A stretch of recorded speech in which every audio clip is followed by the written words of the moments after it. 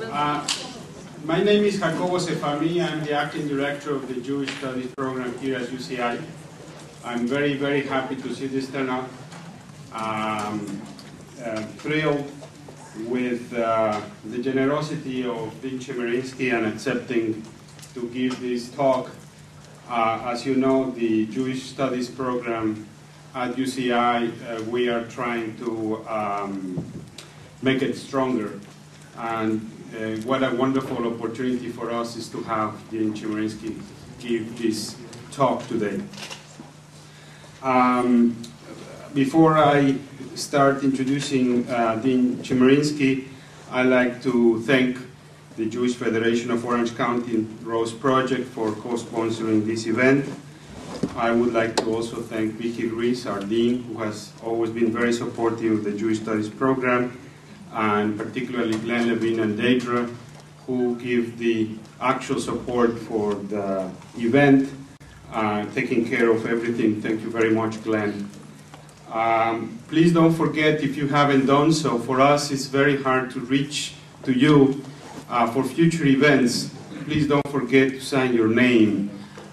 It is important for us because if you care for this program, and we will have more activities planned in the future, we need to have a good listing of people interested in Jewish studies. So if you haven't signed your name, please do so. Glenn is going to pass the... I'll just start it here and then we'll make its way back. We need more paper. Okay. Well, you can turn it over right on the back. It's right there on the... Thank you very much. And also, before I forget, please silence your cell phones. They're going to videotape this talk, and we'd rather have as minimum noise as possible. I approached Erwin Chemerinsky a while ago, inviting him to give a talk, and to my surprise, I was expecting that he would say, "No, I'm very busy." He said, "Of course." So I was thrilled with his answer, and he has been, throughout the little time that I know him, so modest and humble, but I think that the facts demonstrate how important he is. The law school just started this fall, and it's already ranked in the top 20 law schools in the nation, according to LA Times piece that I read, with hiring top faculty, and not only hiring top faculty, but recruiting the best law school students he could find. So I think that speaks loudly of who he is. Of course, he's a major lawyer and a professor. He taught for many years at USC Law School, almost 20 years there. Before that at DePaul University, and then he moved to Duke University, where he taught for 4 years before being appointed at UCI. He's the author of 6 books. The most recent, Empowering Government Federation for the 21st Century, Criminal Procedure, Federal Jurisdiction, Constitutional Law. He's the author of more than 100 law review articles, and he has a regular column on the Supreme Court for the California Lawyer. He serves, and you can see it all if you type his name. He's all over the place as a commentator on legal issues for national and national and local media. So he's a very well-known scholar, and his expertise is on constitutional law, federal practice, civil rights, and civil liberties. He asked for a very short presentation. That's exactly what I'm doing. Thank you very much.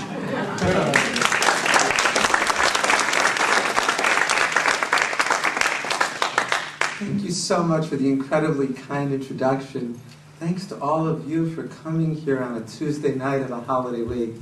It's really an honor and a pleasure to be asked to speak here with you this evening.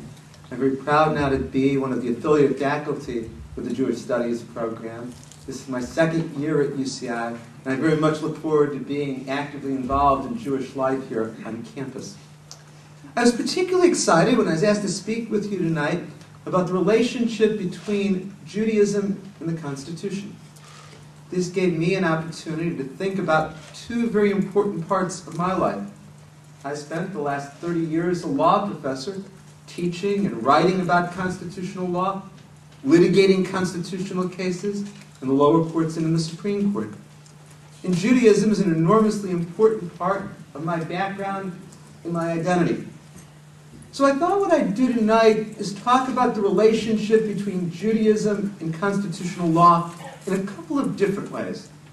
One is how Judaism influenced the Constitution, and then the other is the way in which the Constitution is important for Jewish life in the United States. I'll talk for about 30-40 minutes, then take the rest of the hour for questions, and I promised that I'd be done by 7 o'clock so people can go on with their Tuesday evening, or maybe in the beginning of their holiday weekend. When I talk about how Judaism influenced the Constitution, the initial answer might be skepticism. The framers of the Constitution were deeply secular. They were products of the Enlightenment. For them, reason had replaced religion as a basis for decisions. If one were to go back and read the notes of the Constitutional Convention taken by James Madison, there's no mention of religion. There's no appeal to God or to Supreme Being. In fact, to the extent that religion was discussed at all in the Constitution, it was in a quite skeptical way. There's a provision of the Constitution that says there can be no religious oath as a test for any government office. This reflects the desire of the framers that the Constitution be secular. So, to be clear, the framers did not expressly draw on Jewish scripture, but nor did they draw on Christian scripture or the scripture of any other religion. And yet, if one looks at the specifics of the Constitution, and especially the Bill of Rights, one can find antecedents in Jewish scripture. Let me give some easy examples. The Torah makes clear that no person should be forced to incriminate himself or herself. Indeed, the Torah prohibits people from being convicted on the basis of their own testimony.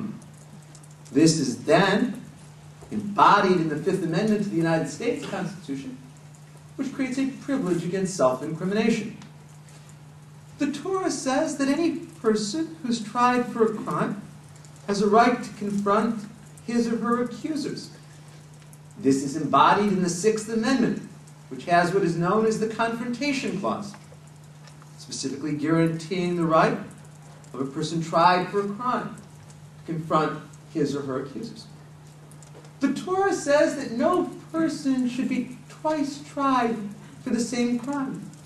If a person has been acquitted of a crime, the Torah makes clear that it would be impermissible to try the person again. This is embodied in the Fifth Amendment, which says there cannot be what's called double jeopardy. In fact, the earliest mention of the concept of trial by jury is found in Jewish scripture. Now, it's interesting that there are 12 people on a jury in the United States. And there's a lot of dispute over where this comes from. But one theory is that it comes from the 12 tribes of Israel. Why else the number 12 rather than 10 or 14? Now, one might say that any enlightened criminal justice system, any system committed to due process, might have come to the same conclusions. And it's just coincidence that Jewish scripture, that English law, and then the American Constitution provided this. But there are other parallels as well between Jewish scripture and American constitutional law. At a higher level of abstraction, there are many references that could be tied to the notion of privacy. Now, the word privacy, the way we use it today, isn't mentioned. One can certainly find examples in the Torah of concerns about individual autonomy and privacy. Concerns that certainly have parallels in the Bill of Rights. Jewish scripture emphasizes tolerance. One aspect of traditional Judaism is not believing in recruiting others to join the religion, not proselytizing. There are many explanations for that in Jewish scripture, but part of it is basic concern for tolerance, which I believe underlies so much of the United States Constitution. There are structural ways in which there are parallels between Jewish law and the American Constitution. Both the Torah and the Constitution are regarded as supreme laws within their domains.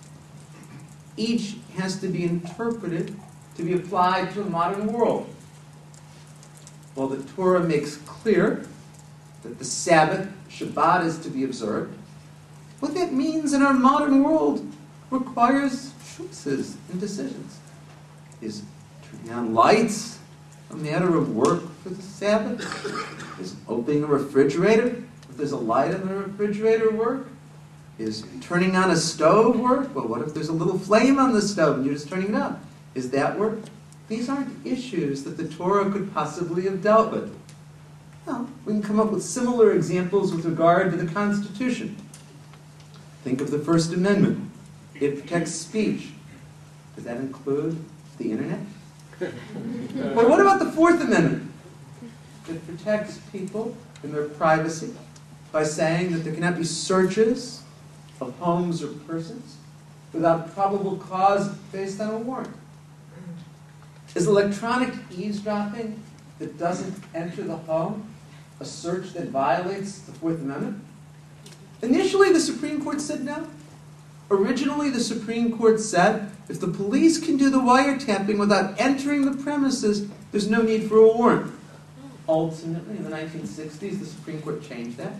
The court said what the Fourth Amendment is about is safeguarding a reasonable expectation of privacy, and interpreted any electronic eavesdropping of phone conversations to be a search requiring a warrant. Now, there are many different theories of interpretation. And that's as true for Jewish scripture as it is the Constitution. There are those who believe that the literal meaning should be followed. Those who say that about Jewish scripture. Those who say that with regard to the United States Constitution. There are those who say what we need to do is to find the underlying purpose and follow it. To some extent, the differences among Orthodox, Conservative, and Reformed Judaism are about methods of interpreting the Torah. Likewise, there are differences about interpreting the Constitution. If you compare, say, Justice John Paul Stevens and Justice Antonin Scalia, they almost always in important cases come to opposite conclusions. It's not that one is smarter than the other.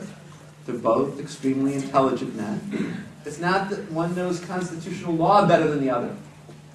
They're both tremendously knowledgeable. But they have very different views about how the Constitution should be interpreted. Justice Scalia says that the Constitution has a fixed meaning, that it doesn't change unless it's amended, that the Constitution means the same thing it does today, it did in 1787 when it was adopted, or for the Bill of Rights when they were ratified in 1791. For Justice Stevens, the Constitution is an evolving document. It changes by interpretation as well as amendment. From the perspective of hermeneutics, theories of interpretation, there are striking parallels between the differing approaches to scriptural interpretation and the differing approaches to constitutional interpretation. In fact, for both the Torah and the Constitution, evolution has occurred in part through court decisions. The Talmud, the Gemara are made up of decisions. There's specific situations in which rabbis gave opinions. If you're familiar with it, you know how similar it is to the kind of decisions that courts render today. The United States Constitution, of course, is evolved by interpretation through Supreme Court opinions. And for each set of decisions, there are then commentators to give their views. It's Rashi and Maimonides for the Talmud and the Torah, or the more prominent commentators on the United States Constitution, certainly it influences how it's thought of. There's so many parallels between the Constitution and Jewish scripture. There's a passage in the Talmud that talks about how there should be choices by the majority. But if the majority was violating the Torah, then the chief rabbi should be able to overturn what the majority was doing. Think about that in the context of American constitutional law. The majority, of course, has governing authority, but if the majority violates the supreme law of the land, then it's the role of the court to strike it down. Now again, I cannot tell you that any of this was intentional rather than coincidental. It's impossible in terms of historical analysis to trace causation like that. My point here is simply that there are striking parallels. And there's some reasons to believe that maybe it's not all coincidental. Some of the framers of the Constitution, some of the designers of the American government, were very influenced by Jewish scripture. For example, Alexander Hamilton was fluent in Hebrew and quite knowledgeable about Jewish scripture. This may be a surprise to you. The reason is that Alexander Hamilton was an illegitimate child, and the Anglican schools would not accept him. He thus had some of his education what we would today call Hebrew school.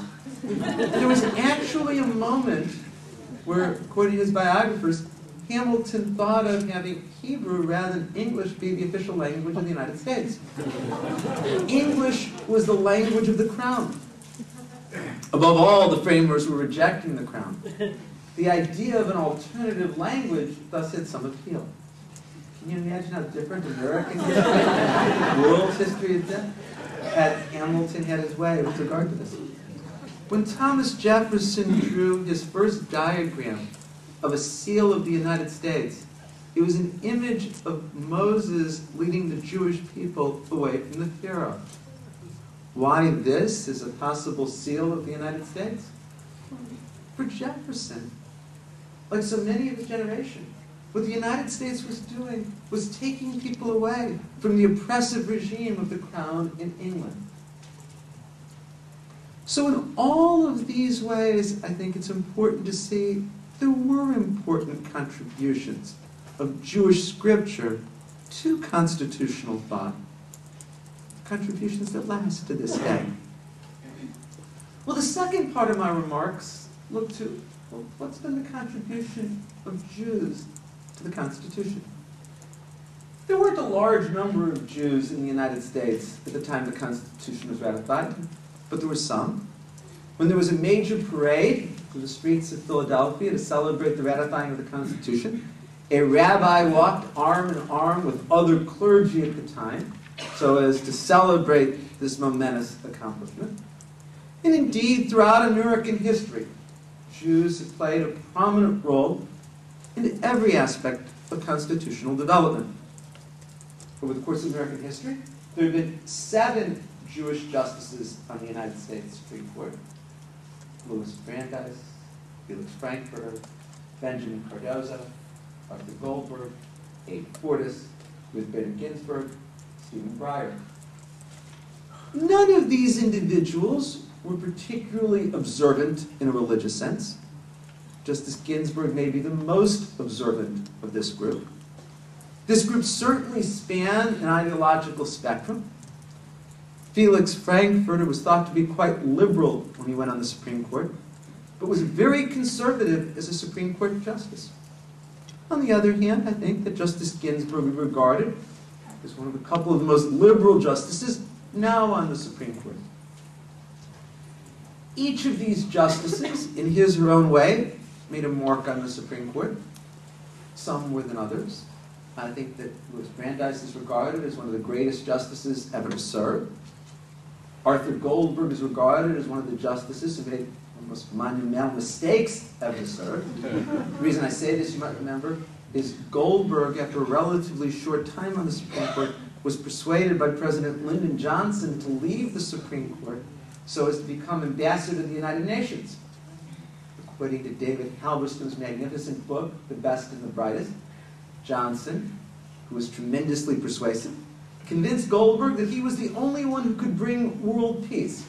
And the way that he could do this was by being ambassador to the United Nations. Johnson was an amazing president. His goal here was to create a vacancy on the court so he could appoint his friend, and he called his crony, Abe Fortas, to a seat on the United States Supreme Court. What's often forgotten is that during Johnson's time as president, there were no deaths on the court to create vacancies, and the only resignations were ones that Johnson induced. The other vacancy on the Supreme Court during Johnson's time came when a justice by the name of Tom Clark resigned from the court. Why did Tom Clark resign? Well, Johnson appointed his son, Ramsey Clark, as Attorney General of the United States. Johnson apparently loathed Ramsey Clark. But by putting Ramsey Clark as Attorney General, Tom Clark couldn't reasonably stay on the Supreme Court because of conflict of interest, and that created the vacancy where Lyndon Johnson could appoint Thurgood Marshall, the first African American to serve on the Supreme Court. You might remember, back in 1969, President Richard Nixon appointed a Federal Court of Appeals judge by the name of Harold Carswell to the United States Supreme Court. And a senator from Nebraska by the name of Roman Rishka defended Carswell by saying, yes, he's mediocre, but there are a lot of mediocre people in the United States, and they deserve representation. I'm not making that up or caricaturing. The reason I mention it is people always forget the next sentence that Rishka uttered. He said, we can't expect all of our justices to be Brandeis, Cardozos, and Frankfurters, can we? That's interesting. I'm sure without realizing it, he picked the first 3 Jewish justices to ever serve on the United States Supreme Court. This is the second time in history that there have been 2 Jewish justices on the Supreme Court, in Ruth Bader Ginsburg and also Stephen Breyer. Earlier, there was a time when Felix Frankfurter and Benjamin Cardozo relatively briefly overlapped.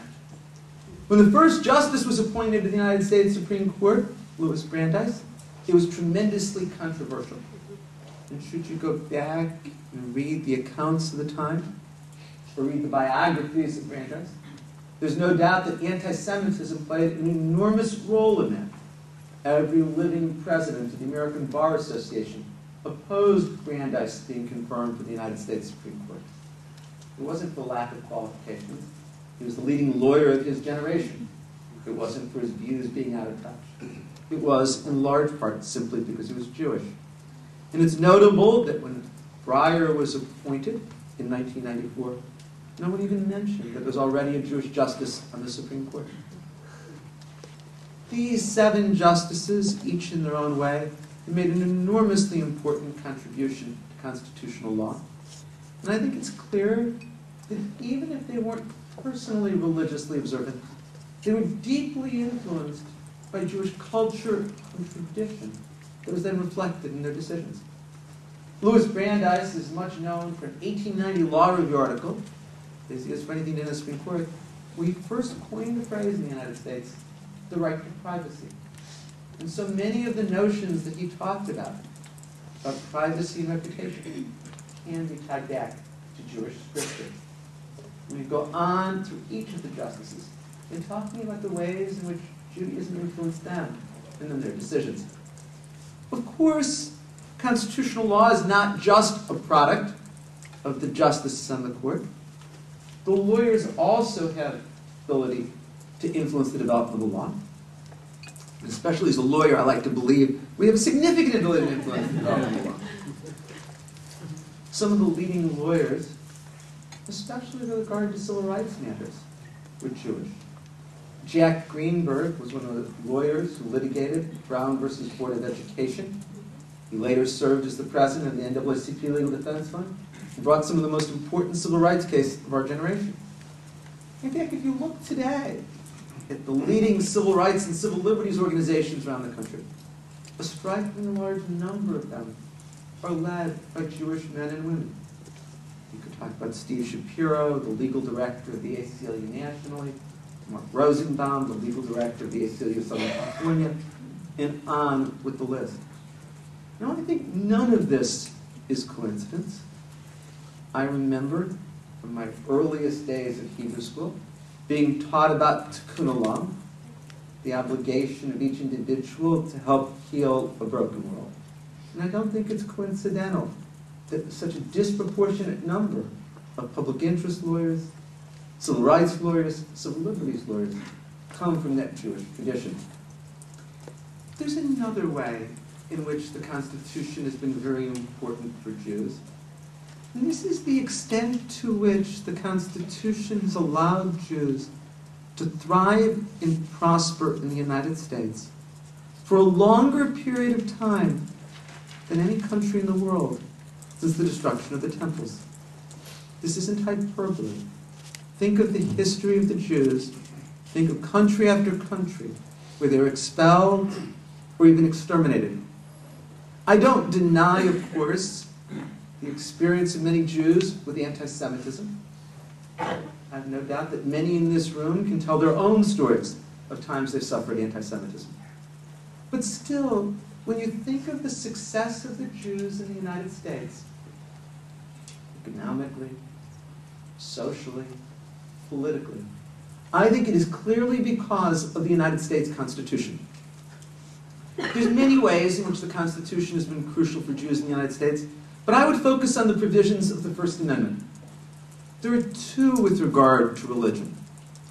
One says that the government can make no law abridging free exercise of religion. The other says that the government can make no law respecting the establishment of religion. Let me talk a little bit about why each of these is so important, and then talk about what I see as a very disturbing trend with regard to both of them, a trend that might have very dangerous implications for Jews in the United States. As to the former clause, little needs to be said about why it's so important. It guarantees that each person can practice his or her religion as he or she sees fit. There is the ability to engage in free exercise of religion. Of course, that's not an absolute right.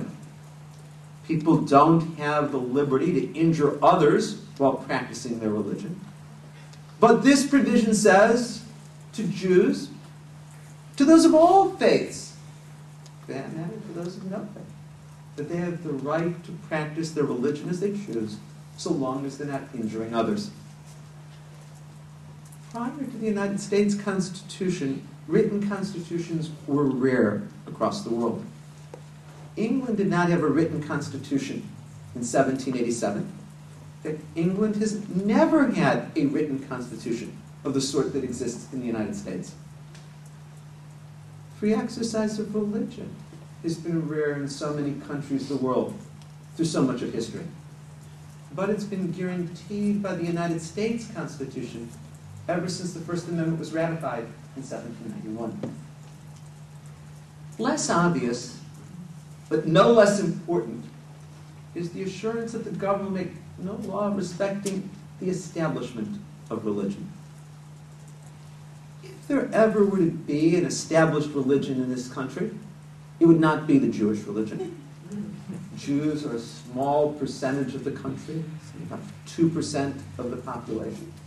If there were ever to be an established religion, it would certainly be some denomination of Christianity.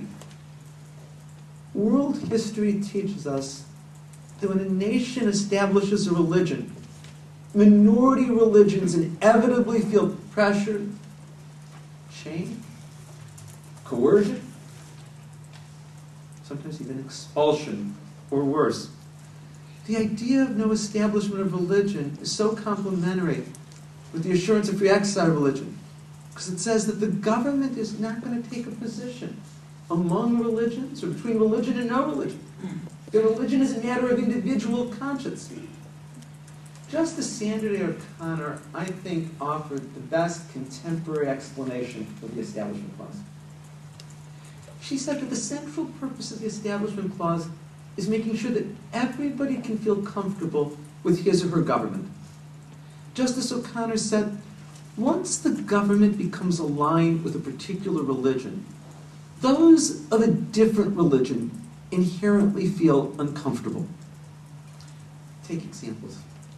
My guess is that many of you in this room have the same experience that I have of being at a banquet or some kind of an event where a minister of another faith stands up and gives a very overtly Christian benediction, invocation. I inevitably feel I don't belong there, that I'm out of place. Well, if the government can put religious symbols of one religion in prominent public places, those of other religions inevitably are made to feel out of place. If the government can put a nativity scene in the town square, there's a powerful endorsement of religion. If the government can put a large cross in a prominent place, now an issue pending before the Supreme Court, those of other religions inevitably feel out of place. About 4 years ago, I argued a case in the United States Supreme Court. The case was called Van Orden versus Perry. It involves a 6-foot-high, 3-foot-wide Ten Commandments monument that sits directly at the corner between the Texas State Capitol and the Texas Supreme Court. My position was that this is an impermissible establishment of religion. The Ten Commandments is a symbol, both Christian and Jewish faiths. But what you may not realize is there isn't one version of the Ten Commandments. The Catholic version of the Ten Commandments is quite different than the Protestant version of the Ten Commandments, which is different than, say, the Jewish version of the Ten Commandments. Some of the differences are significant. Not surprisingly, the Catholic version doesn't prohibit idols or idolatry, whereas the Protestant and the Jewish versions do. There's a difference in terms of whether or not thou shalt not kill versus thou shalt not murder, and what that means. But beyond that, there are religions that don't subscribe to the Ten Commandments. To put that at the seat of government inescapably makes those who don't believe in those religions feel out of place. At the oral argument at one moment, Justice Anthony Kennedy said to me, with some anger in his voice, if your client doesn't like the Ten Commandments monument, why doesn't he just look the other way? And my response was, of course, if this violates the Establishment Clause, it's not excusable for the government to do so if people look the other way. Besides that, I said there's no stopping point to this. That a city could put a large cross atop City Hall and say, if you don't like it, just look the other way. I think that James Madison also expressed part of why we have the Establishment Clause. He said that it is unconscionable to tax people to support religions other than their own. Nobody should have to pay taxes to support religious education and indoctrination that they don't agree with. That's what the Establishment Clause is all about. Indeed, I think that the concept of the Establishment Clause was best captured by Thomas Jefferson when he said that there should be a wall that separates church and state, a wall that's high and impregnable. This isn't about hostility to religion.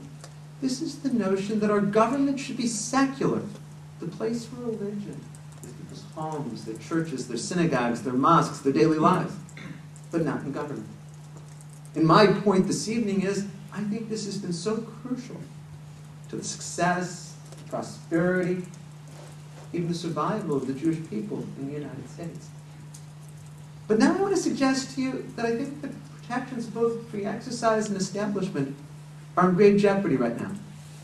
Actually, the danger to the free exercise clause occurred 19 years ago when the Supreme Court largely read it out of the Constitution, and you may not even know it. There's a case called Employment Division versus Smith. It involved a group of Native Americans in Oregon who wanted to use peyote, a hallucinogenic substance. Oregon law prohibited consumption of peyote. The Native Americans argued that the free exercise of religion gave them the right to do so. Now, the Supreme Court could have ruled against the Native Americans on very narrow grounds. The court could have said, the government has a compelling interest in stopping the use of hallucinogenic substances, therefore this law is to be upheld. But that's not what the Supreme Court did. In an opinion by Justice Antonin Scalia, the Supreme Court said that the free exercise clause can never be used to challenge what he called neutral laws of general applicability. He said the law prohibiting consumption of peyote was neutral, and that it wasn't motivated by desire to interfere with religion. He said it's of general applicability because it applies to everybody in the state of Oregon. think of a county that prohibits all consumption of alcohol, and there are a few in the United States. Imagine that a priest wants to use wine at a communion, or a Jewish family wants to use wine in a Shabbat or a Seder dinner. Prior to Smith, it's clear that the priest of the Jewish family would win. Now it's clear they'd lose. Because the law prohibiting consumption of alcohol is neutral. It wasn't motivated by desire to interfere with religion. And it's a general applicability. It applies to everyone. Let me make this less abstract by telling you again a case that I was involved in, but at the Federal Court of Appeals level. It involved an Orthodox Jewish prisoner who wanted a non-pork diet. Prior to Employment Division versus Smith, both Jews and Muslims who wanted non-pork diets consistently won based on free exercise and importance. Since Smith, many have lost, including my client. Why? Because diets are neutral in that they're not motivated by desire to interfere with religion. Prisons feed pork, not to oppress Jews and Muslims, but because it's cheap. And its general applicability applies to all prisoners. I lost 3-0 in the Ninth Circuit in my suit on behalf of an Orthodox Jewish inmate, with the court relying on Employment Division versus Smith. If you were to look at all of the Supreme Court cases and the lower court cases about free exercise of religion, almost all of them involved some neutral law of general applicability burdening religion, often the Jewish religion. Now those cases will all be lost, as the Supreme Court has said. The free exercise clause can't be used to challenge neutral laws of general applicability. What the Supreme Court did to the free exercise clause, I think it's about to do to the Establishment Clause. During the years when William Rehnquist was Chief Justice, there were 4 justices on the Supreme Court. Chief Justice Rehnquist and Justices Scalia, Kennedy, and Thomas, who took the view that there should not be a wall that separates church and state. Their position is that we should accommodate religion into government and government with religion. They argued that the government should be deemed to violate the Establishment Clause only if it literally establishes a church or coerces religious participation. By this view, religious symbols on government property, no matter how sectarian, never violate the First Amendment. By this view, government aid to religious schools, even when used for religious indoctrination, does not violate the Establishment Clause unless the government discriminates among religions. This is the position that Chief Justice Rehnquist and Justice Scalia, Kennedy, and Thomas repeatedly have taken. But there had never been a 5th vote for this position. Now I think there are 5 votes on the Supreme Court. I think that Chief Justice Roberts and Justice Alito will join Justice Scalia, Kennedy, and Thomas Flores. We may see it as soon as this year. It will be a radical change with regard to the Establishment Clause. In 1947, the Supreme Court first said that the Establishment Clause applied to the state. And all 9 justices on the court subscribed to the idea, articulated by Thomas Jefferson, of a wall that separates church and state. Now, I think, there are 5 justices to obliterate any notion of a wall that separates church and state.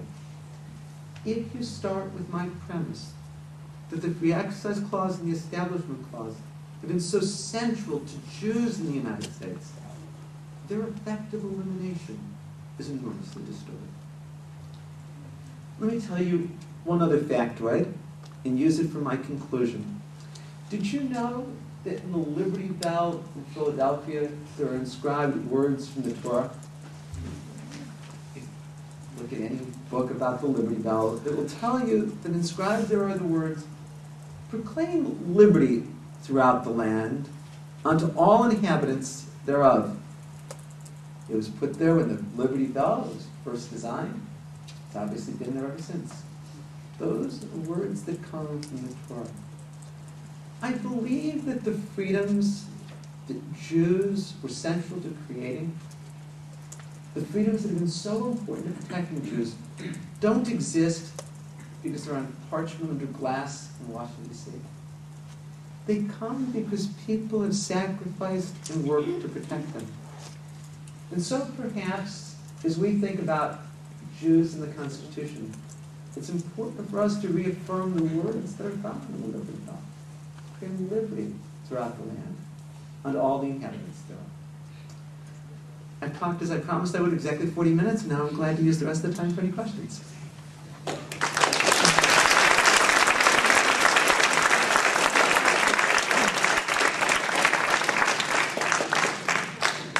Please. You touched on Justice Frankfurter and a couple other areas in relation to him that I've always found so fascinating.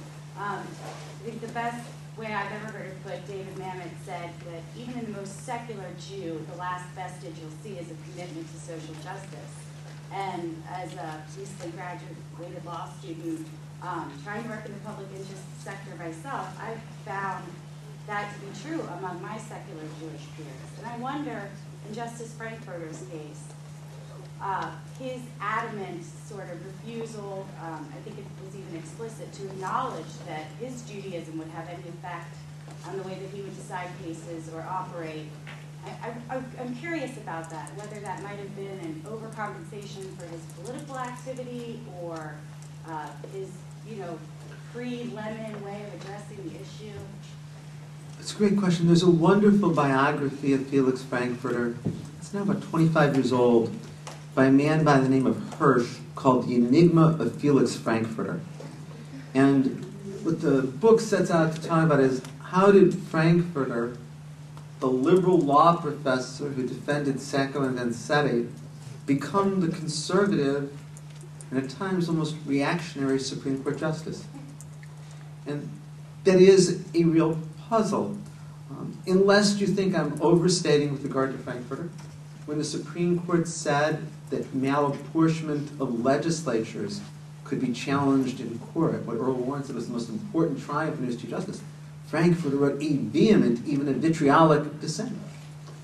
According to William Douglas's autobiography, The Court Years, when Brown versus Board of Education was first argued in the Supreme Court in October term 1952, Frankfurter was a vote to uphold separate but equal. And it was only Earl Warren coming on the court in the summer of 1953 who persuaded Frankfurter to change his mind. An even more telling example is there was a case before the Supreme Court during World War II that involved whether the Jehovah's Witnesses could be forced to salute the flag. And Frankfurter, in the case of Gobitis, wrote for the court saying that this was constitutional. A couple of years later, the Supreme Court in West Virginia Board of Education versus Barnett expressly overruled Gobitis. Justice Robert Jackson wrote for the court. I think it's one of the most eloquent Supreme Court opinions ever written. Where Justice Jackson talked about there's any fixed star in our constitutional constellation. It's that there is no orthodoxy that can be prescribed by the government. Justice Frankfurter dissented in West Virginia Board of Education versus Barnett. It's the only case I know of where he expressly mentioned his Judaism and said, I'm of the most oppressed people, and I see no problem with forced patriotism, so why should anybody be concerned? Justice Frankfurter was aware of his Judaism, but he certainly was not one to invoke it other than this example, and he prided himself on being secular. It may be the generation he was part of. Hirsch has a very interesting theory. Hirsch's book might be called The Psychobiography of Felix Frankfurter. And Hirsch's theory, and I worry taking a whole book and paraphrasing a few sentences, I'm going to make a hash of it. But his theory is that Frankfurter was a Harvard law professor before coming on the court. He saw the world as his view and the wrong way. That when he wasn't able to persuade the more liberal members of the court to go to his way, he distanced himself from them and became increasingly conservative. As William Douglas was one of the liberal poles of the court, and Frankfurter and Douglas detested each other, Frankfurter then became the more conservative pole of the court, as people in small groups sometimes define themselves relative to one another. I don't endorse that theory.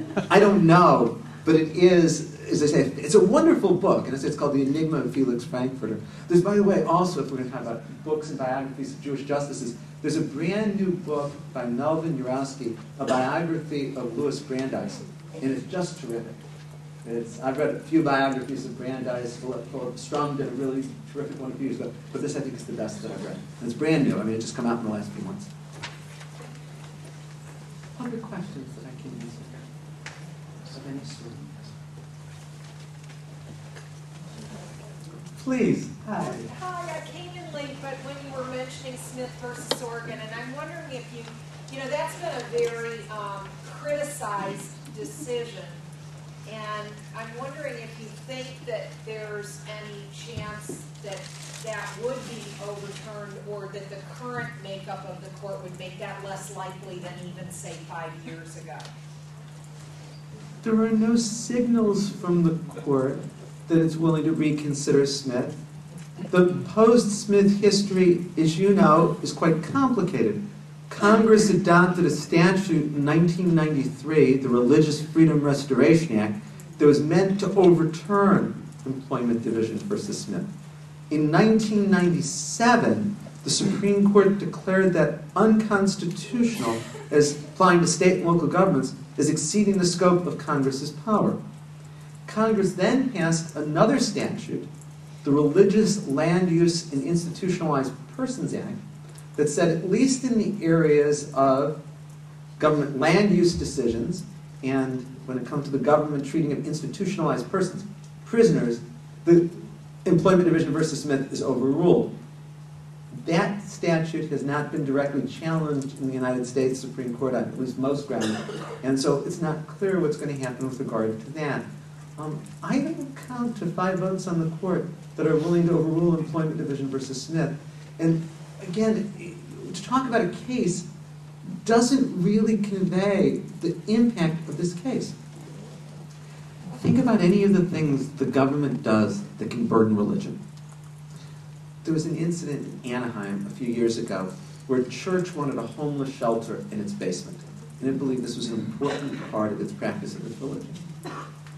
It would lose under the Free Exercise Clause because the zoning ordinance is a neutral law of general applicability. There was an incident in the Hancock Park area, Los Angeles, you might remember, where an Orthodox Jewish shul wanted to locate in a house, and the neighborhood wasn't zoned for that. Under Employment Division versus Smith, they will lose. Now, maybe they have a chance under the Religious Land Use and Institutionalized Persons Act, but not under the First Amendment anyway. And what people didn't realize is, in that decision, all of us lost a key constitutional liberty. We have far less protection of free exercise of religion today than we did back in 1990. That's the example of the Orthodox Jews who can't get non-pork diets any longer as a result of Employment Division versus Smith. And that, I think, is going to be accompanied by what the Supreme Court is now going to do in the Establishment Clause. Now, Justice Scalia is the architect of all of this, and his view is we should leave it all to the majority.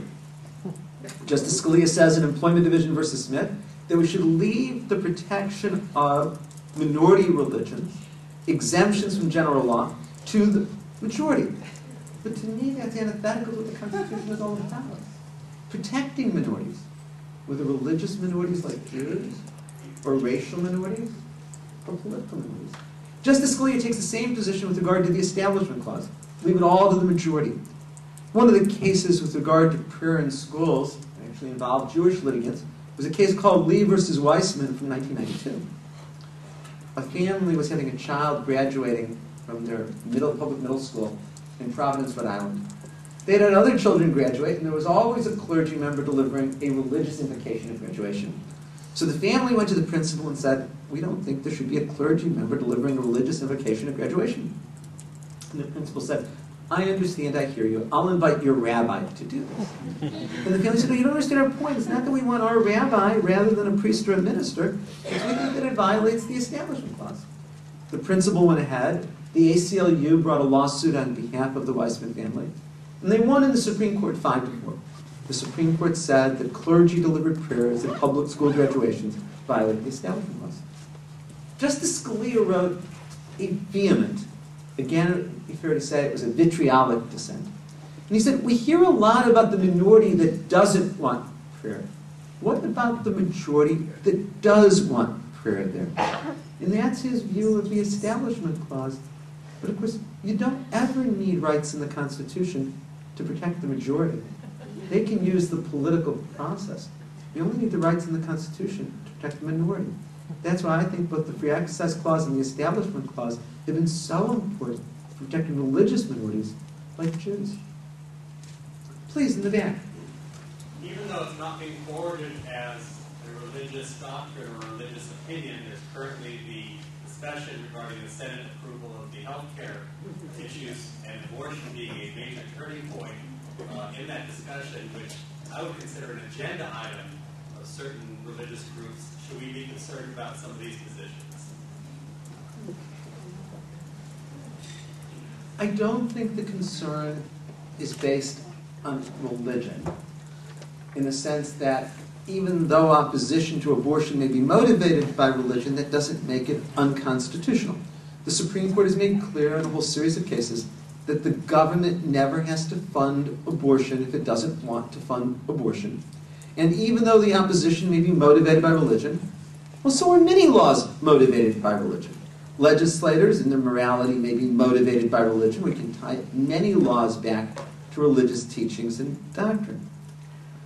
On the other hand, if you care about abortion rights and the ability of women to make the choice for themselves, then those provisions become very troubling.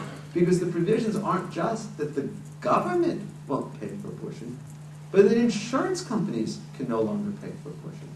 So the concern would be not based on religion in terms of at least the constitutional doctrines of the First Amendment. The concern would be if you believe in freedom of choice, then I think this is very troubling because it would deny to women in many instances the ability to make the choices for themselves or deny them the benefits of insurance based on their exercising of a constitutional right, the right to abortion. Please. Would you care to comment on tax-exempt status of religious organizations and property and so forth, particularly given the increasing political involvement of certain church, religious-affiliated groups?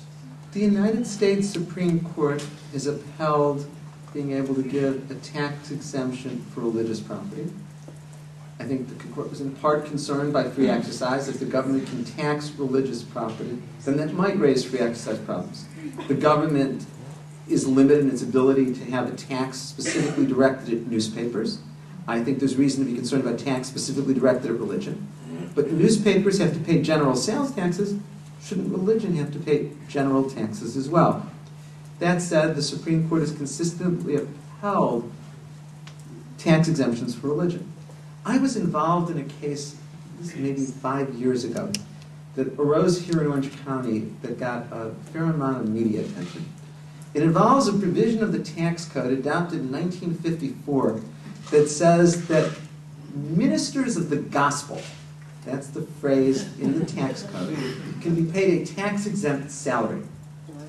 And the specific case involved Rick Warren, a prominent religious figure here in Orange County, who was in a dispute with the IRS as to whether he could only claim reasonable expenses or all living expenses. And the IRS said only reasonable expenses, and Warren said all expenses, and that matter was litigated before the Ninth Circuit. And I got a phone call, I was teaching at USC at the time, from a staff attorney at the Federal Court of Appeals, and said, we have a panel of 3 judges that would like to appoint you as a friend of the court to write a brief on the issue of whether this provision of the tax code that gives tax-exempt salaries to ministers of the gospel violates the First Amendment. I never took tax law in law school. I knew nothing about tax law, but I believe that when a court calls and asks to appoint you, you always say yes. It's part of our social duty as lawyers. And so I then immediately ran to the library and read about this provision. It was adopted, as I said, in 1954. The legislative history said, now that we're fighting godless communism, we should protect those who are safeguarding our faith, ministers of the gospel. Ministers of the gospel include priests, ministers, rabbis, but it's limited in who's included. The rabbi at my synagogue is, the head of the religious school is not. And there's all these criteria. And I did all of this work, and I wrote a brief to the court saying, I think this is clearly unconstitutional. Ministers of the gospel get a tax-free housing allowance, and law professors don't, and journalists don't. That's favoring religion over everything else. By every theory of the Establishment Clause, this is unconstitutional. Warren had a brief filed on his behalf. 7 different organizations filed their own friend of the court brief on the other side. And Congress then, while this case was pending, passed a statute that said to moot the Warren case, to make sure that the Ninth Circuit doesn't rule, we're going to deem that everyone up till now can have all housing expenses, and everybody in the future gets only reasonable housing expenses. And the legislative history said we can't let the Ninth Circuit decide this. It's about $500 million a year of benefit. Now, my synagogue, I was living in Los Angeles, had made very clear that if I won my lawsuit, my temple dues were going to go up tremendously. Not everybody's, but at least mine. And I understand that a lawsuit has recently been filed challenging this provision. I think it is clearly unconstitutional to favor clergy and give them an enormous tax break and not give it to anybody else. Be interesting to see what happens in that lawsuit. My case ended up getting mooted after writing all of the briefs. Before you make the common sense point that the majority doesn't need protection of the Constitution, it's the minority that needs it, but is that built into the Constitution itself? Is that an issue that the founders to take what some of the justices go back to thought about as the Constitution's Absolutely. The founders were very suspicious of majorities and simple majority rule. Look at the institutions of the federal government that they created. The president, as we were all reminded 9 years ago, the president is not chosen by the majority of the voters. The president is chosen by the Electoral College. Somebody who gets the majority of the popular vote can still be denied the presidency. The Senate at that time was chosen by the state legislatures, not by the people. The Supreme Court and the federal judges are appointed by the president and confirmed by the Senate. No popular accountability. Only the House of Representatives is directly elected by the people. That's not coincidence. That's design. The framers were distrustful of majorities, were distrustful of government power for so many reasons. When the Constitution was drafted, it didn't include, as everyone here knows, a Bill of Rights. It was only the states, when they were considering ratification, that insisted that a Bill of Rights be added. And the Bill of Rights, as Justice Jackson so eloquently said in West Virginia v. Barnett, was meant to protect the minorities, take some things away from majority rule. And I always ask my students, the first day of constitutional law, how is the Constitution different from all other law? There are echoes. I don't respond with 4 questions. But the answer is any other law can be changed by a majority. Any law adopted by Congress can be changed by a majority. Any law adopted by the Irvine City Council can be changed by a majority of the Irvine City Council. But the Constitution is incredibly difficult to change. The process that's always been used is approval by 2/3 of both houses of Congress and ratification in 3/4 of the states. I then ask my students, well, why should a nation that sees itself as a democracy be governed by a document that's so difficult to change? A key part of that answer is so as to protect the minorities. The framers were so afraid, based on their experience with world history, that especially in times of crisis, the response might be persecution of minorities. That our short-term passions might cause us to lose sight of our long-term values. In that sense, the Constitution really is an elaborate edifice to make sure, or try to make sure, that our short-term passions don't cause us to lose sight of our long-term values. And I just conclude, since we've reached the end of our time, that I think that so much of the success of the Jews in the United States, in every way, is precisely because that protection has existed ever since the beginning by the Constitution. So I think the Constitution has been integral to the success of the Jewish people in this country, not incidental to it. Thank you for coming.